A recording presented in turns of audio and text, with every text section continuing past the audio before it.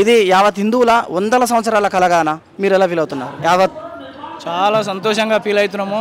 దాదాపు 500 సంవత్సరాల కళ ఈరోజు నెరవేరింది కాబట్టి చాలా హ్యాపీగా ఉన్నాము. ఈ సందర్భంగా కృతజ్ఞతలు చెప్పాలి చూస్తే అప్పుడు కష్టపడే కరసేవకులక ఇప్పుడున్న ప్రధానమంత్రిగా లేకుంటే హిందూ సమాజాన్ని మొత్తానికి ఎవరికి థ్యాంక్స్ చెప్పాలనుకుంటున్నారన్న? యాజ్ ఏ సమాజానికి చేసినటువంటి సాధువులకు, అక్కడ ఉన్నటువంటి కరసేవకులకు, అక్కడ ఉన్నటువంటి ప్రభుత్వానికి ప్రత్యేకంగా మేము ధన్యవాదాలు తెలియజేస్తున్నాం. సార్ మీ పేరు? నా పేరు జైపాల్ రెడ్డి. సార్ చెప్పండి, ఎట్లా ఫీల్ అవుతున్నారు? చాలా సంతోషం. ప్రపంచం మొత్తం కూడా ఎప్పుడా అని ఎదురు చూస్తున్నటువంటి తరుణం, అట్లాంటి తరుణం ఇది ఈరోజు ఆసన్నమైంది. విశ్వగురువుగా, ఆది గురువుగా, ప్రపంచానికే మార్గదర్శకంగా ఉన్నటువంటి మన భారతదేశం కొన్ని వేల సంవత్సరాల క్రితం ప్రపంచానికి ఆదర్శంగా ఉంటూ మనులు మాణిక్యాలు లాంటి సుభిక్షమైనటువంటి భారతదేశంగా మనది భాసిల్లినటువంటి దేశం. ఇలాంటి దేశాన్ని దురాక్రమణదారులు మన యొక్క అనైక్యతను, హిందూ సమాజం యొక్క అనైక్యతను, హిందువుల యొక్క ఒప్పుకొనిపోయే తత్వం లేనటువంటి తరుణంలో ఇతర దేశాలు మన దేశం మీద దండెత్తి మనల్ని చిన్నాభిన్నం చేసి మన సంస్కృతిని, సాంప్రదాయాలను, సనాతన ధర్మాన్ని విచ్ఛిన్నం చేయడానికి ప్రయత్నించి చివరికి విఫలమైనవి. అలాంటి తరుణంలో మహానుభావులు మన ధర్మం ప్రపంచానికే మార్గదర్శకం, ఈ ధర్మాన్ని మనం నిలబెట్టుకోవాలి అని భగవత్ స్వరూపమైనటువంటి కొంతమంది సాధు సంతువులు ముందుండి ఆనాటి నుంచి కూడా పోరాటాలు చేస్తూ చివరికి ఈరోజు మనం ప్రపంచమంతా ఎదురు చూస్తూ పార్టీలను ఉద్దేశించి ఇంత మంచి శుభ సందర్భంగా పార్టీల గురించి మాట్లాడాలని నాకు లేదు. కాకపోతే కొంతమంది ఏమంటున్నారంటే అసంపూర్తిగా నిర్మాణమైన టెంపుల్లో ఇప్పుడే ఇంత తొందరగా ప్రారంభం ఎందుకు పెట్టుకోవాలి, లోక్సభ ఎలక్షన్స్ వస్తున్నాయి, ఈ బీజేపీ స్టంటా అనే దానికి మీ సమాధానం? అలాంటిది ఏం లేదు. ఇది శతాబ్దాల కళ ఈరోజు నెరవేరింది. ప్రపంచ దేశాలన్నీ కూడా భారతదేశం వైపు చూస్తున్నాయి. ఈరోజు ఈనాటి ఎలక్షన్స్ కాదు, 1952 నుంచి ఎలక్షన్స్ జరుగుతూనే ఉన్నాయి.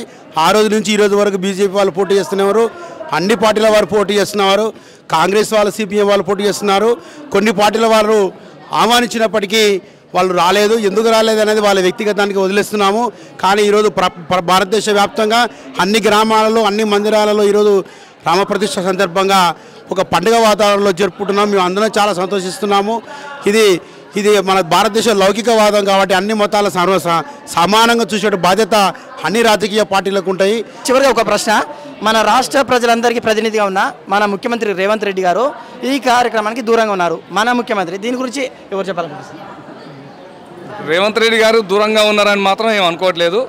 ఆయన వాస్తవంగా ఆయన హిందూవాది. అంటే మనం ఇక్కడ కనబడలే కదా సార్, ఏ సోషల్ మీడియాలో కానీ ఆర్ఎస్ఎస్ భావజాలాలు ఉన్నాయని అందరికీ తెలిసిన విషయమే. అయితే అధిష్టానాన్ని ధిక్కరించలేకనా? ఎందుకంటే ఇప్పుడిప్పుడే ఆయన అధికారాన్ని చేపట్టింది కాబట్టి వాళ్ళ అధిష్టానాన్ని నొప్పించకూడదు అనేటువంటి ఒక ఆలోచన ఉండొచ్చు. కానీ ఆయన మనసులో ఆయన పరివారం అందరూ కూడా, ఆయన సంబంధికులందరూ కూడా ఈ కార్యక్రమంలో ఇబ్బందిగా ఫీల్ గానంటే, ఇప్పుడు రాష్ట్ర ముఖ్యమంత్రి అయ్యండి ఆయనే వేడుకలకు దూరంగా ఉంటే రానున్న రోజుల్లో హిందూ సమాజానికి, తెలంగాణలో ఉన్న హిందూ సమాజానికి ఏమైనా ఇబ్బందిగా అయ్యే అవకాశం లేదు? సమాజమే చెప్తుంది, హిందూ సమాజమే రాబోయే రోజులలో అలాంటి వాళ్ళందరూ కూడా ఎలా చేయాలో అలా జరుగుతుంది. అంతేగా దాంట్లో ఆ పార్టీ ఈ పార్టీ అని కాదు, అన్ని పార్టీల్లో కూడా భక్తులు ఉన్నారు, రామ భక్తులు ఉన్నారు. అదే చెప్పిన సార్, పార్టీలకు అతీతంగానే మాట్లాడుతున్నా. ఇప్పుడు ఇది మల్లికార్జున ఖార్గే గారిని ట్రస్ట్ వారు ఆహ్వానించడం ద్వారా ఆయన రాకుండా ఉండిపోయాడు. దాని దృష్టిలో పెట్టుకొని ఒకవేళ మేము కూడా హాజరైనట్లయితే ఏమైనా భవిష్యత్తులో ఇబ్బందులు ఎదురవుతా దురదృష్టితోటి ఎన్నుకున్నాడని మనం భావించవచ్చు. మన సినీ ప్రముఖులు హైదరాబాద్ నుండి చిరంజీవి లాంటి వాళ్ళు కూడా వెళ్ళారు. అయితే ఇక్కడ మన ఇవాళ హిందూ సమాజము జాగృతం అయ్యేంత వరకు మాత్రమే ఇది. హిందూ సమాజం జాగృతం కాలేదు కాబట్టి అలాంటి నాయకుల యొక్క ఆటలు సాగినాయి. హిందూ సమాజం ఈనాడు జాగృతం అవుతున్నది. ఎప్పుడైతే ఇక్కడ మన నార్త్లో ఉన్నటువంటి ఆదిలాబాద్ కానీ నిజామాబాద్ కానీ ఆ ప్రాంతం లోపల హిందూ సమాజం జాగృతమైంది. హిందూ సమాజం జాగృతమైనందుకు అక్కడ ఇవాళ మనం చూసినాం మొన్నటి ఎలక్షన్లో ఏ రకంగా జరిగింది.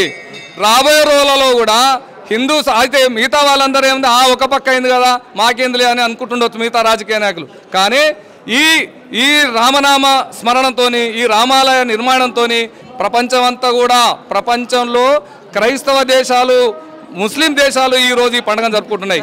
అలాంటి సందర్భంలో మన మిగతా ఇక్కడ ఉన్నటువంటి మన హిందూ సమాజం ఎందుకు జాగృతం కాదు? నార్త్లో ఆల్రెడీ తెలంగాణ ఒక నిర్మాణం వచ్చింది అంటున్నారు కదా, అంటే ఏం ఉద్దేశించి అంటున్నారు, ఏ ప్రాతిపదికన అంటున్నారు? అంటే అక్కడ బీజేపీ ఎమ్మెల్యేలు వచ్చారు కాబట్టి హిందూ సమాజం మేల్కొంది అంటే మీ ఉద్దేశం ఏంది? హిందువులు మొత్తం ఏకపక్షంగా బీజేపీకి ఉన్నారు అన్నట్టు. అయితే అందుకే చెప్తున్నా కదా, జాగృతము హిందూ సమాజము జాగృతము, హిందువులనే కాదు హిందూ సమాజము జాగృతము అయ్యేంత వరకే.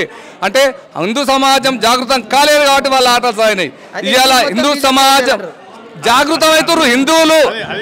అదే ఒక హిందువులు మన హిందూ సమాజం ఎట్లుందంటే ఆ డైనోసార్ అనేది ఎంత పెద్ద జంతువు అంటే ఒక దేవాలయాన్ని కూడా ఒక్క క్షణం లోపల కూలగొట్టేటువంటి శక్తి సామర్థ్యాలు దానికి ఉన్నాయి. మన హిందూ సమాజానికి కూడా అంతకంటే ఎక్కువ సామర్థ్యం ఉంది, అంత శక్తి ఉంది. కానీ దానికి ఆ యొక్క డైనోసార్కు వెనకంగా అంటే చలనం ఉండదు, జాగృతం లేదు దానికి. ఈ పక్కనంగా పక్క కోసుకపోతే కూడా దానికి చలనం లేదు, ఈ పక్క కోసుకపోతే కూడా చలనం లేదు. అయితే ఆ తత్వం దానికి ఉన్నది కాబట్టి ఆ జాతి ఈరోజు కనుమరుగైపోయింది. డైనోసార్ అనేటువంటి జాతి కనుమరుగైపోయింది. కానీ ఇవాళ హిందూ సమాజం ఆ రకంగా లేదు, హిందూ సమాజం జాగృతం అయింది కాబట్టి అందరం కూడా ఏకమవుతున్నారు. అందరూ కూడా నేనేంటి నా సనాతన ధర్మం ఏంటి అని చెప్పేసి ఒక అయింది కాబట్టి అందులో ఈ సందర్భంగా అందరూ కూడా జాగృతమై హిందువుకి ఎవరైతే మద్దతు ఇస్తారో, హిందువులకు హిందూ దేవాలయాలకు ఎవరైతే మద్దతు ఇస్తారో అలాంటి వాళ్ళకే ఈ రాబోయే రోజులలో హిందూ సమాజం ఓట్లు వేసి గెలిపించుకుంటుందని చెప్పేసి